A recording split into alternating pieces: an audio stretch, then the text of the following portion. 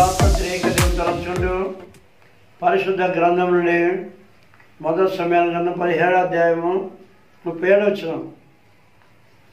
సింహం యొక్క బలం నుండి ఎలుగుబంటి యొక్క బలం నుండి నన్ను రక్షించిన యెహోవా ఈ ఫిలిష్తీయుల చేతుల నుండి కూడా నన్ను విడిపించనని నీవు చెప్పాను. అది సౌలు పొమ్ము యెహోవా నీకు తోడుగా ఉండును కాకని దావీదు నేను దేవుడు తన పరిశుద్ధ వాక్యం మన గురించి దీవించిన కాక. ఆమె చిన్న ప్రార్థన చేసుకుందాం. ఆశ్చర్యకరణ దివ్య గ్రంథం ఆశ్చర్యమైన సంగతులు చూసినట్టు మా ఒక్కొక్కరు మనం నేత్రం వెలిగించమని ప్రభు ద్వారా వేడుకొనుచున్నాం. ఆమె ఏమైనా వల్లరా మరి ఈ సాక్ష్యమైన అంశాన్ని బట్టి మనం చూసినప్పుడు దావీదు యొక్క గొప్ప సాక్ష్యం, దావీదు యొక్క సాక్ష్యం ద్వారా సౌలు మార్పు చెందారు. ఏం దీని అర్థం అంటే ఎట్లా మార్పు చెందారు? మొదటి యుద్ధాన్ని వెళ్ళొద్దన్నా వాడు ఫిలిష్తీయుడు, వాడు ఘాతు, వాడు ఆజానుబాహుడు, 6 జానులు ఎత్తు మనిషి, నువ్వు వాడిని గెలవలేవు, నువ్వు బాలుడు ఉన్నప్పుడు సాక్ష్యం ఇచ్చారు. నేను గొర్రెలు కాస్తుండగా, ఎందుకంటే ఆ దావీదు తన ఉద్యోగం నమ్మకం కాపాడుకున్నా, పైగా సాక్ష్యం చెప్తున్నా. ఏం సాక్ష్యం అంటే, నేను నా తండ్రి గొర్రెలు కాస్తుండగా సింహం ఎలుగుబంటి గొర్రెను తీసుకుపోతుంటే వాడిని కొట్టి చంపాను, వాడి గడ్డపడిని చీల్చి చంపానని సాక్ష్యం ఇచ్చారు. అందులో ఆ ఫిలిష్తీయుడు కూడా నేను చంపగలిగే ఆ సింహం ఎలుగంటి వరే అతను అగురుగా కన్నా. అప్పుడు సౌలు సాక్ష్యాన్ని నమ్మి నువ్వు వెళ్ళు, దేవుడిని తోడుకుంటాను. దేవుడు మనకి ఎలా తోడుకుంటారు. యుగ సంవత్సరం సదాకాల నీతులను వాగ్దానం చేసిన ప్రభు. మరి మతస్థుతి 2020లో యుగ సంవత్సరాలు సదాకాలము నీతో ఉన్నాను ప్రభు, ఆయన ఎల్లప్పుడు మనతో ఉంటారు, మన సహాయం చేసే దేవుడన్నా. అదే దేవుడు తోడైనాడు అని సౌలు చెప్పి పంపిస్తారు కదా. ఇది మనం విన్నప్పుడు ఈ సాక్ష్యం ద్వారా సౌలు ముందుకు యుద్ధానికి పోవద్దన్నాడు, మళ్ళీ పొమ్మంటున్నా. చూసారా? అందుకంటున్నా సౌలు చెప్పిన వాటికి చూడండి. సౌలు 33వ వచనంలో సౌలు ఈ ఫిలిష్తీయుని ఎదుర్కొని వారితో పోట్లాడకు నీకు బలము చాలు, నీవు బాలుడవు, వాడు బాల్యం నుండి విద్యాభ్యాసం చేసిన వాడిని దావీదు చెప్పాను. చూసారా? నువ్వు బాలుడవు, వాడు చిన్నప్పుడు యుద్ధ విద్య నేర్చినవాడు, ట్రైనింగ్ తీసుకున్నాడు బాగా. అయితే నువ్వు నీకు తెలియదన్నప్పుడు ఆ సాక్ష్యం ఇచ్చారు. సింహాన్ని ఎలుగుబంటిని చంపానే అని అన్నప్పుడు వెళ్ళాను. సాక్ష్యం ద్వారా దేవుని మహిమ మాట్లాడే వచ్చి మన జ్ఞాపకం వస్తుంది. కీర్తన మరి 50:15 ఆపత్కాలం ముందు నన్ను వచ్చి మొరపెట్టము, నేను విడిపించను, నిన్ను మహిమచ్చంటున్నా. ఆపదలో దేవుడు మహిమరిస్తే మనం ప్రార్థిస్తే ఆయన మనల్ని విడిపిస్తారు, మనం మహిమపరచాలి. ఆయన వాగ్దానం ఇచ్చారు. ఆపత్కాలం నన్ను వచ్చి మొరపెట్టిన బిడ్డ నేను విడిపిస్తాను, నువ్వు ఊరుకుంటావు, నన్ను మహిమపరచాలి. సాక్ష్యం ద్వారా నువ్వు మహిమపరచాలి దేవుడు అంటున్నా. మన సాక్ష్యం ద్వారా దేవుడు మహిమ పంపారు. కాబట్టి సత్యాన్ని గుర్తెరగా. అప్పుడు ఇక్కడ సాక్ష్యం చూడండి, మరొక సాక్ష్యం మనకు కనిపిస్తుంది. ఇక్కడ కుష్ఠరోగుల యొక్క సాక్ష్యం. కుష్ఠరోగులైన వారు 10 మంది ప్రభుని మొరపెట్టుకున్నా, దావీదు కుమారుడా కరుణించము, దావీదు కుమారుడా కరుణించమని గట్టిగా కేకలు వేస్తున్నాం. ఎందుకంటే ఆయన మరి సమర మార్గాన్ని పోతుండగా 10 మంది క్రైస్తవులు మరి కనిపించారు. వాళ్ళు మొరపెడుతున్నారు, వారు కేకలు వేస్తున్నారు. ఇవాళ గమనించండి. ఆ లూకాసు వార్త 17:11 చూసినట్లయితే 11:12 మనం చదువుకుందాం.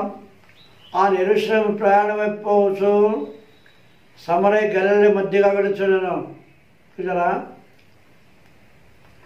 ఆయన ఒక గ్రామంలోని వెళుచుండగా 10 మంది క్రైస్తవులు ఆయనకు ఎదురుగా వచ్చి దూరమున నిలిచి యేసు ప్రభువా మమ్మల్ని కరుణించమని కేకలు వేసి 10 మంది ఒక్కసారి కేకలు పెడుతున్నారు. యేసు ప్రభువా ఆయన కేకలు పెడుతున్నాం, మమ్మల్ని కరుణించము అని కేకలు వేశారు. ఆయన వారిని చూసి మీరు వెళ్ళి మిమ్మల్ని యాజకులు కనపరచమని వారితో చెప్పారు. యాజకులు కనపరచడం. కుష్ఠరోగులు ఎప్పుడు బయట పెడతారు, కుష్ఠరోగులు ఊళ్ళో ఉండరు, వాళ్ళు బయట ఉండాలి, ఊరి బయట ఉండాలి. అది అంటువ్యాధి. ఇంకోటి కృష్ణ పాపాన్ని గుర్తు, పాపాన్ని సూచన. కాబట్టి కృష్ణవాది ఊరు బయట ఉండాలి. అప్పుడు వాడు బాగా తర్వాత లోపల ఉండేటప్పుడు యాజకుడు ఉంటారు. యాజకుడు చూపించుకొని తన దేహాన్ని చూపించుకొని, సరే ఆల్రెడీ నువ్వు బాగైనా అంటే లోపల వెళ్ళొచ్చు. అందుకే ప్రభు చెప్పారు అక్కడ యాజకుడికి అన్నాడు. అక్కడ ప్రభు అంటున్నాడు, ఆయన వారిని చూసి మీరు వెళ్ళి మిమ్మల్ని యాజకుడు కనపరచుకోవడానికి వారితో చెప్పాను.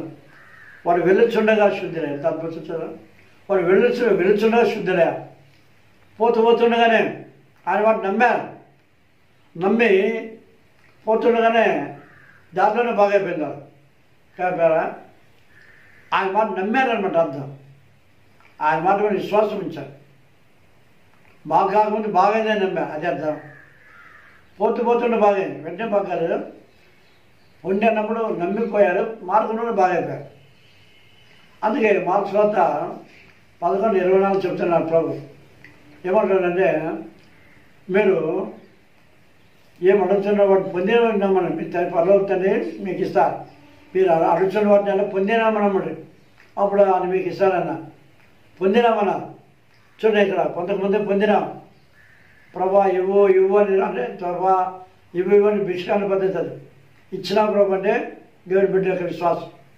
ఇవ్వకముందు ఇచ్చానమ్మా భిక్ష ప్రతిరోజు ఇవ్వు మా ఒకటి ఇవ్వు అని అడుగుతారు, భోజనం ఇవ్వు అని అడుగుతారు. చూసారా? కాబట్టి అది భిక్షాల పద్ధతి. మనం ప్రతిరోజు ఇవ్వు ప్రభా ఇవ్వు అంటే బాగుంది. భిక్షాలు కాదు, మనం దేవుడి స్వతంత్రంగా మనం అడిగి తీసుకొస్తాను దగ్గర. మనం 11 పొందినవానమ్మా. ఆ కృష్ణ నమ్మిన శుద్ధులయ్యారు. వాళ్ళు ఒకటి తన స్వస్థతగా రుచి గొప్ప శబ్దంతో దేవుని మహిమపరచు. చూసారా? దేవుని మహిమపరచు, సాక్షులు దేవుని మహిమపరచు తిరిగి వచ్చి ఆయన కృతజ్ఞతలు చెల్లించు ఆయన పాదం మీద సాగిలపడిన వాళ్ళు సమరయుడు కదా.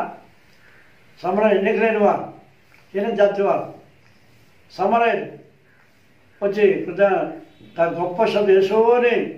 ఎప్పుడైతే కృష్ణ బాగా కాకముందు యేసోని పిలిచారో, ఇప్పుడు యేసోని పిలిచి కేకలేసి వస్తున్నా. శుద్ధి అయిపోయింది, కృష్ణ బాగా అయిపోయింది, పాదం సాగిలపడ్డా. వాడు సమరయుడు. అందుకు యేసు 10 మంది శుద్ధులయ్యారు కదా, మిగతా 90 ఎక్కడ? 10 మంది బాగారు కదా, మిగతా 9 మంది ఎక్కడ? చూసారా?